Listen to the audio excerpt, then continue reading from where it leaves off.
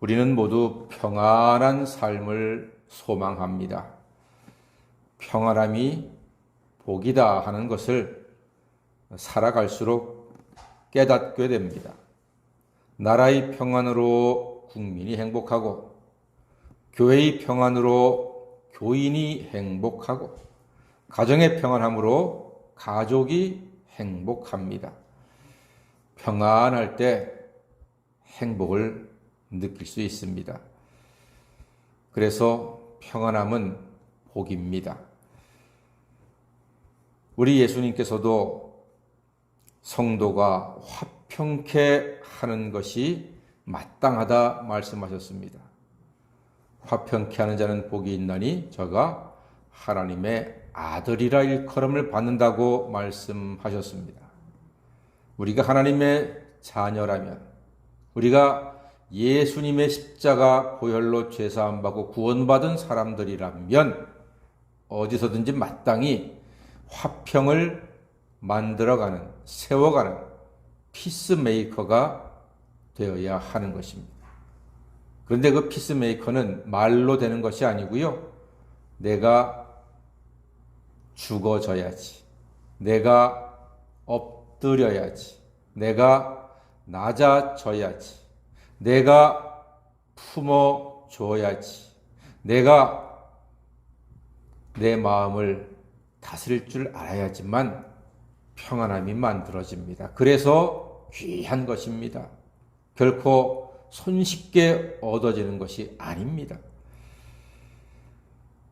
우리의 모든 평안함이 어떻게 세워질 수 있나요? 오늘 바울 사도는 디모데전서 2장을 통해서 우리에게 너무나 귀중한 교훈을 주고 있습니다. 1절 말씀 보니까요. 그러므로 내가 첫째로 권하노니 모든 사람을 위하여 간구와 기도와 도고와 감사를 하라고 했습니다. 그래야지만 평안한 생활을 할 수 있다는 거예요. 다른 사람을 위하여 기도 많이 하라는 것입니다. 그리고 감사하라고 했습니다. 나에게 있는 사람, 하나님이 나를 통해서 하나님의 뜻을 이루고자 하시는 모든 사람들을 감사하지 않는다면 평안함은 우리에게 오지 않습니다. 내가 내 옆 사람을 감사하지 못하고 미워하고 싫어하고 저주한다면 그 마음에 평안이 있겠습니까? 없지요. 그래서 오늘 말씀하지 않습니까? 간구와 기도와 도고와 감사를 하라는 것입니다. 내 옆에 있는 모든 사랑하는 사람들, 소중한 사람들, 감사하심으로 평안함을 누리시는 새벽 성도가 되시기를 주의 이름으로 간절히 축원합니다. 그리고 2절 말씀 보니까요. 다 같이 읽어보겠습니다. 2절입니다. 시작. 임금들과 높은 지위에 있는 모든 사람을 위하여 하라. 이는 우리가 모든 경건과 단정함으로 고요하고 평안한 생활을 하려 함이라. 아멘. 그렇습니다. 위정자들을 위해서 기도하라고 분명히 말씀합니다. 그래야지만 우리가 고요하고 평안한 생활을 할 수 있기 때문입니다. 기도가 이렇게 중요합니다. 기도가 너무나 소중합니다. 다 같이 내가 하면 내가 하지만 기도하면 하나님이 하신다. 할렐루야. 내가 힘들게 하시겠습니까? 기도하여 하나님이 하시게 하겠습니까? 여러분들께서는 기도하셔서 연약하고 부족한 우리의 힘이 아니라 능치 못함이 없으신 하나님께서 우리의 기도를 통해서 놀라운 일들을 이루어 가시는 것을 날마다 경험하시기를 간절히 소망합니다. 그래서 기도가 중요합니다. 우리가 모든 사람을 위하여 기도해야 할 특별한 이유가 있습니다. 4절 보니까요. 이걸 어찌 읽지 않겠습니까? 4절 다 같이 보겠습니다. 시작.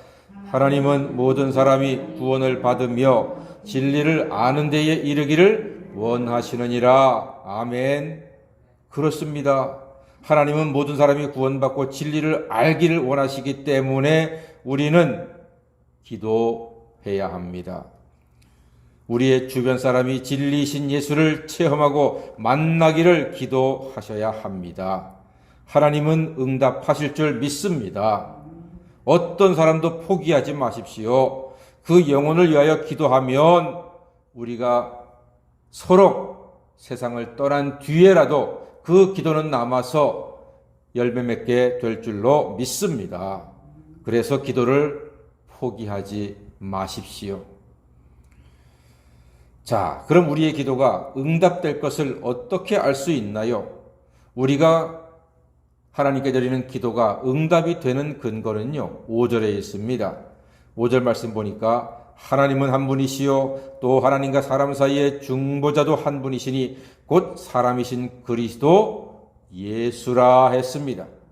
중보자이신 예수님 때문에 우리의 기도가 응답이 됩니다. 예수님은 우리의 유일한 중보자이십니다. 죄로 멀어진 하나님과 사람의 관계는 남북 관계보다도 멀고 냉정하고 차갑습니다. 그러나 예수님의 십자가는 은총은 하나님과 사람 사이를 온전히 회복하여 주었습니다. 남북 관계가 옛날에 솥대를 몰고 방북을 하기도 했고 개성공단이 열리기도 했고 금강산 관광이 한때 이루어지기도 했습니다만 지금 결과는 무엇입니까? 다 닫혀 있습니다. 사람의 노력, 국가의 노력, 한계가 있습니다. 영원하지 않습니다. 그냥 단절될 수 있습니다. 중단될 수 있습니다. 그러나 예수님의 십자가는 영원한 화해를 이루시고 우리를 화평한 인생으로 인도하시기에 조금도 부족함이 없는 능력이 되는 줄 믿습니다. 우리는 죄를 씻고 하나님 자녀가 되는데 다른 어떤 것도 필요하지 않습니다. 오직 예수 그리스도의 십자가와 흘리신 보혈만으로도 충분하고도 남습니다.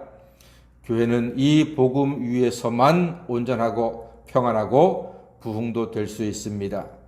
예수 안에서 믿음은 파손되지 않습니다. 예수 안에서 하나님과 영원히 화해하는 사람은 그 마음속과 그 영혼의 평안함을 결코 잃지 않을 것입니다. 에베소 교회는요, 오늘 말씀 보니까 좀 특별한 하나가 있습니다. 여자에 대한 이야기가 나오는데 여자가 조용했나요? 시끄러웠나요? 예, 오늘 말씀 보니까 여자들이 그렇게 고분고분 또 그렇게 얌전하게 조용하게 있지는 않았던 것 같아요. 그래서 사도 바울이 11절 말씀 보니까요. 와, 11절 크게 한번 읽어볼까요? 시작. 여자는 일체 순종함으로 조용히 배우라. 아멘을 안 하시네요. 예, 아니 어떻게 사도 바울이 이렇게 담대하게 여자는 일철 순종함으로 조용히 배우라. 닥쳐! 이러고 있을까요? 어떻게 이렇게 말할 수 있을까요? 제가 보기에는 아마 와이프가 없었기 때문이 아닐까 싶습니다. 여자가 중요하기 때문에 이 교훈을 하고 있는 것입니다. 교회와 가정이 화평하기 위해서는요, 여자의 역할이 너무나도 중요합니다. 여자가 지혜롭고 여자의 마음속이 겸손하고 온유하면요, 가정과 교회는 평안하게 됩니다. 그래서 지금 사도 바울이 이렇게 좀 강력하게 좀 심한 게 보이는 듯이 말하고 있습니다. 오늘 새벽 성도 되시는 우리 성도님들, 가정에서도 교회에서도 직장에서도 여러분들의 지혜로움과 여러분들의 절제된 언어와 여러분들의 수고로 말미암아 여러분의 손발이 닿는 곳에 화평의 열매가 가득하게 되기를 주의 이름으로 간절히 축원합니다. 오직 예수로 교회는 평안하고 은혜 충만하게 될 수 있습니다. 예수님 안에서 얻은 평안으로 모든 사람을 사랑하고 섬기고 위하여 기도함으로 하나님의 마음을 기쁘게 해드리는 새벽 성도가 다 되시기를 주님의 이름으로 간절히 축원합니다. 아멘. 기도하겠습니다.